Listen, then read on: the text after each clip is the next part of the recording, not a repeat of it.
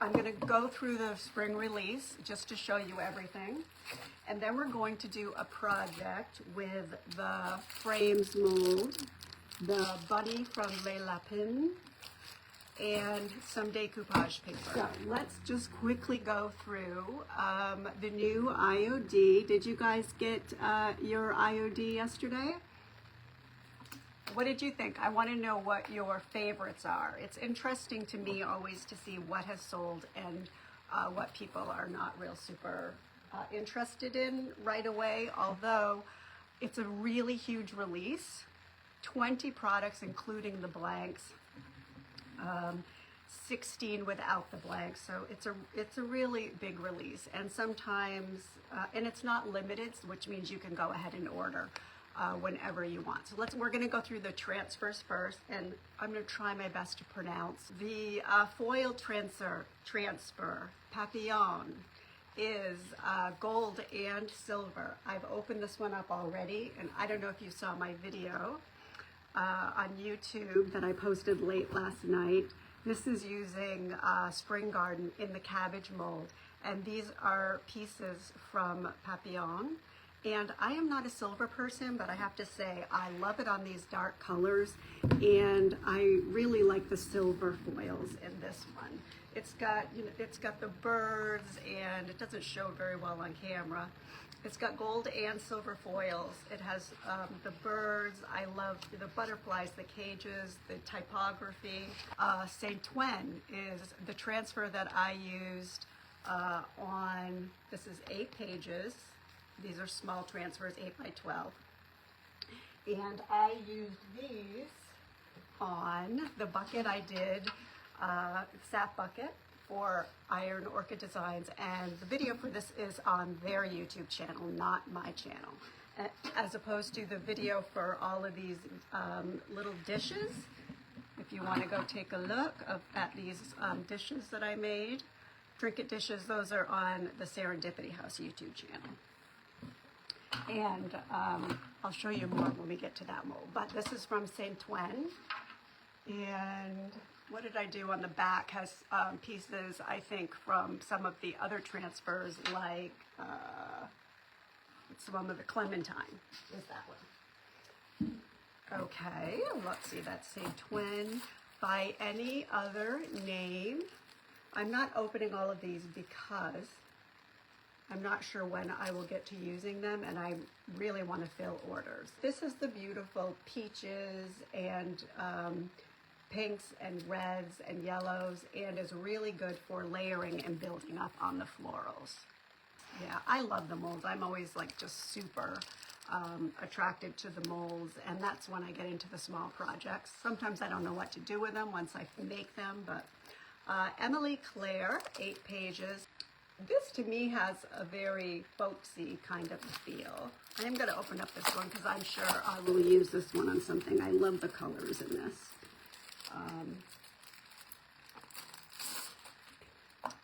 And we can probably see this pretty well on the, but it's sweet, like it looks like old vintage cards, and it's got like a folksy feel, but also like a French country kind of a vibe.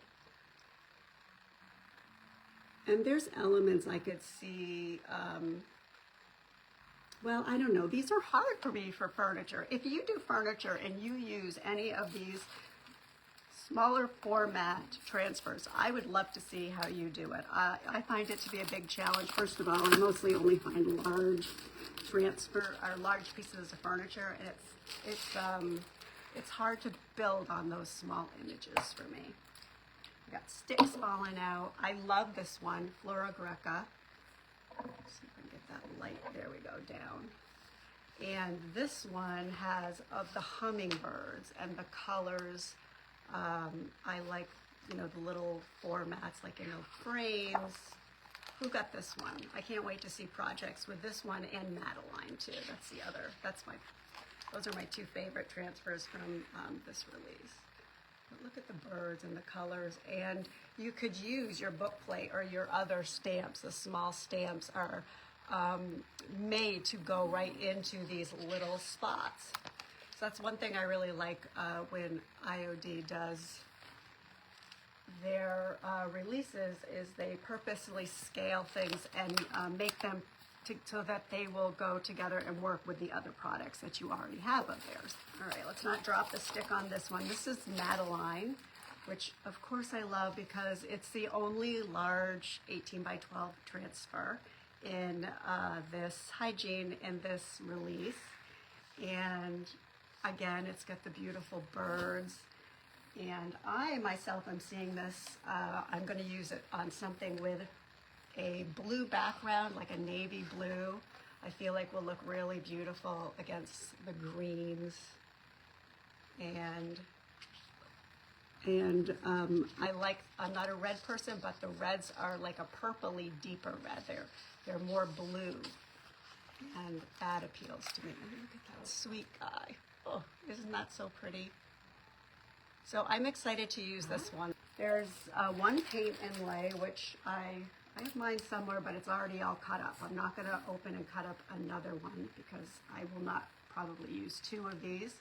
There's not enough time. What I love about this particular one is that it's got some new shades, and it's a very pretty kind of a warm, earthy brown, as well as the charcoal and the ink blue. And there's one with when I opened it up, and like this one I think is especially beautiful.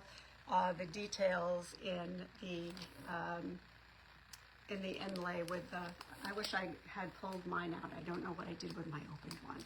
But this one is called Amour de la Reine. De la Reine.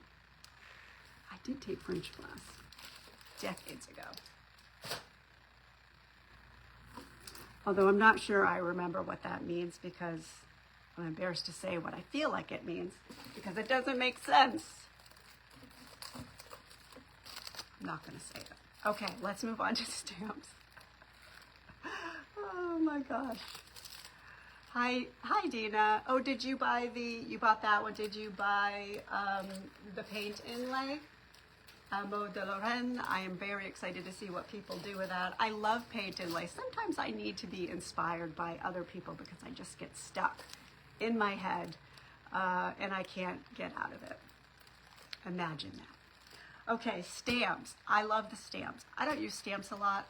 I have plans to do an IOD video with this one as for one of my Artisan videos. This is lace, and I'm going to open it up because I don't think I have opened mine up yet. I just don't want to open extras because I want you guys to have the extras. Okay, so as always, it's going to come with the masking sheet, which I love that is now on the shaded paper because I used to lose all of the clear ones. It's got 3 sections. Look at the intricate pattern on that. Just look at the detail. So ink, paint, you can emboss with it. You could do it with gold leaf, which I have done. I've even done this. It's one of those projects I've looked back at and been like, ooh, I got to do that again. But I took the stamp and I put it into some DIY paint that I painted on pretty thick and then let it set up. So it was kind of getting peaks. I didn't use this stamp obviously, but the stamps I used, it looked so pretty when it was done. I loved it. This is called Lace, and I've got a project going with this one. Well, started, percolating. Okay, Meadowlark, this is the second of the 4 stamps in this release. This one is, it's kind of like a toile. I feel like it's kind of like a toile. It has the birds and the meadow and the little sprigs and stems. It could be cut apart and replaced. You could leave it like this and do it as a repeating pattern. And don't forget to season your stamps before you use them. Sometimes the seasoning the stamps, that means you're just going to go with, I use a block, a sanding block with a high grit.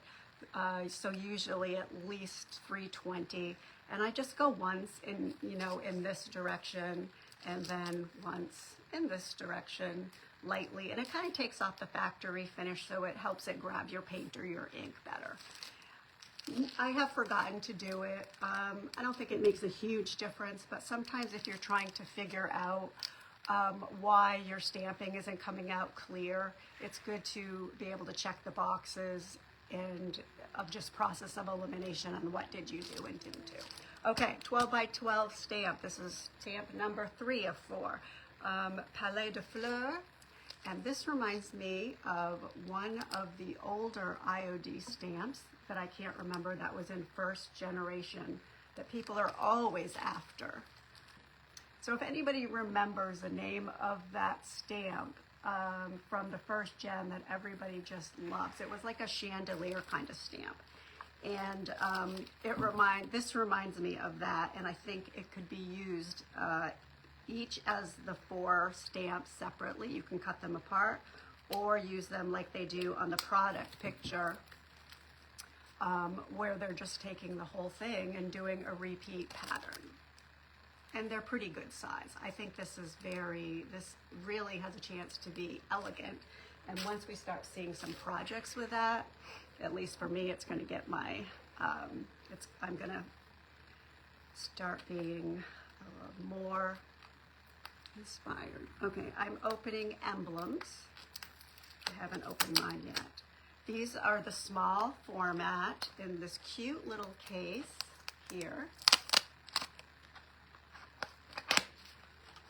So you don't have to worry about where you're storing these. Although if you don't know, IOD and on my website, serendipity.house, you can buy stamp envelopes that are meant to fit these 12 by 12 stamps as well.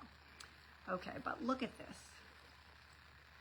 They come organized, but you have to keep them organized. Okay, so you get a little envelope for each one of the 4. And this is 6 by 6. You get a mask. You get the stamp. How cute. And I think I might have it upside down. All right, so when you get your stamps, this is the same for also the large ones. You pull off the backing. You could save this and use it for paint or whatever. And then you would be doing the sanding on this, light sanding to season. And then you can cut this up. You could take these off and put them on a thin mount, or you can keep them on the backing, all on the backing. So there are, and then you have your masks, and when you're done, you put it right back into your little case, which I love. I do try to keep mine organized. At one point, I sat down and organized all of my open stamps, and but it seems I do everything like that in batches, so then the ones I've used since are not organized nice and neat. I'm going to put these away. There are 4 sheets, and you can see all the designs, actually the picture on my website. I don't want to lose people. This can get a little slow. So here we go. Tulips mold. This has gotten some love, right? I did a project for IOD, an Artisan project, which is on their YouTube channel. Guys, this is super deep and detailed. Here's my project. If you haven't seen the video, go take a look, because the video has 2 endings, kind of 2 versions of which you'd like better of this same project. I finished it and then I changed it. So, but I just want to, like, if I can show you like the side view of how deep these are. This is all air dry clay. I think I have something from Lattice Rose. Is that what it's called? In the background, the paint inlay. But look how thick and detailed these are. I love, love, love, love this. And I think there's going to be a lot of great projects coming out with that. I mean, as I was doing it, I kept having different ideas, which is part of my struggle. All right, let's see if this works. Take it off my.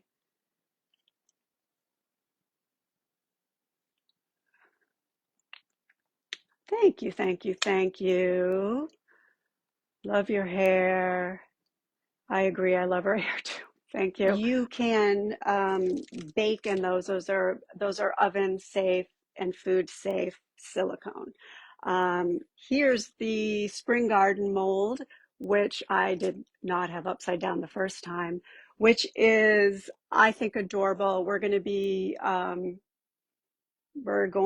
going to be using this today. We're going to be using a different one today, the one with the bunny. But this is the one that I have the video on on my own YouTube channel that I posted last night. So look at the size of this. And I made trinket dishes, but this one obviously I just left flat. And then I put on other elements within that, like the peas and the little snail. But I really, it's such a cute mold. I'll show you how this is a clay one that I stamped on the back of. Such fun. Such fun. Okay, that one is Spring Garden. Here is Wreath and Swags, which I think is going to be, it's beautiful. It's detailed. I can see this on frames and on artwork. And actually, there was a project, I think, done by Lisa at Sweet and Sassy Treasures that I absolutely loved with this. And paint inlay, maybe a transfer. The last week is a blur. It's so crazy busy, the amount of time and what goes into getting these releases ready on the back end. Okay, and the almost last, there's 2 molds left and we're going to use the last one. This one is Les Croix, and this is beautiful deep crosses. Uh, I could see some of these like Gothic necklaces, obviously some Easter themed things. They all also have, in case you're new, they all have milliliters. I'm going to show you on the next one that I'm going to open up, so that if you are detailed enough, and this did come in handy when I was doing my cabbage dishes, you can measure the correct milliliters when you're pouring your resin.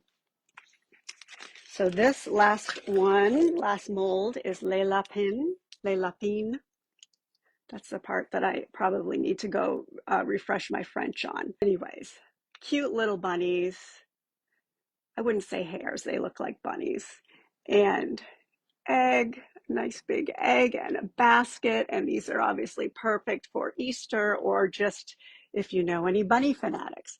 So if you look up close, if it's going to come out, oh, it's going to be backwards on mine, but this little writing that is backwards, I'm sorry, tells you how many milliliters to measure, so that when you're doing your resin and you have your cups, I think the little tiny cups actually that come with the resin even have the measurements on it.